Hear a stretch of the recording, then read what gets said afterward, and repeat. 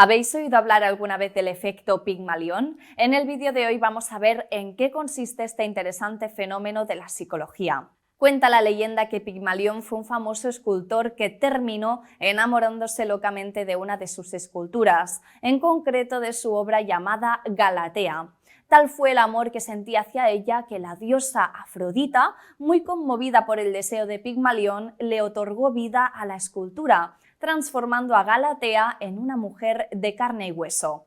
Moraleja, la expectativa cargada de deseo se hizo finalmente realidad. El efecto Pigmalión se refiere, como hemos dicho, a las expectativas que los demás ponen en nosotros, pero cuando estas expectativas, ya sean altas o bajas, proceden del propio individuo hacia sí mismo, se produciría el mismo fenómeno, pero en vez de efecto Pigmalión lo denominaríamos efecto Galatea. Hay muchos ejemplos reales que demuestran la existencia de este fenómeno en el terreno de la psicología, la economía, la medicina o la sociología.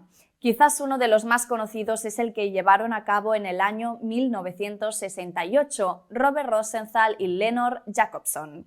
El estudio consistió en informar a un grupo de profesores de una escuela de primaria que a sus alumnos se les había realizado un test para evaluar sus capacidades intelectuales. Después se les indicó a aquellos alumnos que habían obtenido mejores resultados, señalando que seguramente serían los que mejor rendimiento tendrían a lo largo del curso. Y sorpresa, pasó tal y como lo habían predicho. Al finalizar el curso, meses después, se confirmó que el rendimiento de estos muchachos con capacidades especiales fue mucho mayor que el resto. ¿Qué es lo interesante de todo esto? Pues que la cosa es que en realidad jamás se realizó ese test al inicio de curso. Esos supuestos alumnos brillantes eran un 20% de chicos elegidos completamente al azar, sin tener para nada en cuenta sus capacidades.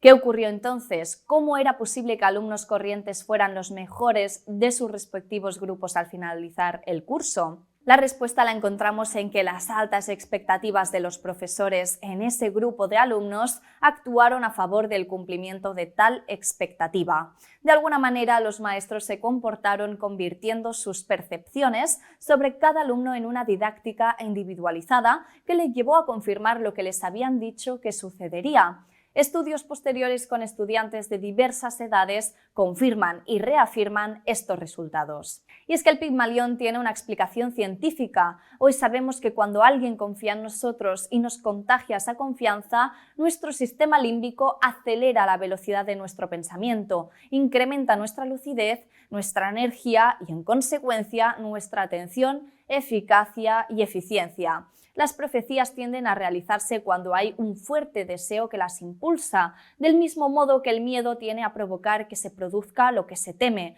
La confianza en uno mismo, aunque sea contagiada por un tercero, puede darnos alas. Si hacemos un balance de aquellas personas que han formado parte de nuestras vidas y cómo sus creencias sobre quiénes o cómo somos nos ha afectado e incluso la percepción que ellos tenían acerca de nuestras capacidades, nos daremos cuenta que el efecto Pigmalión puede tener tanto repercusiones positivas como negativas.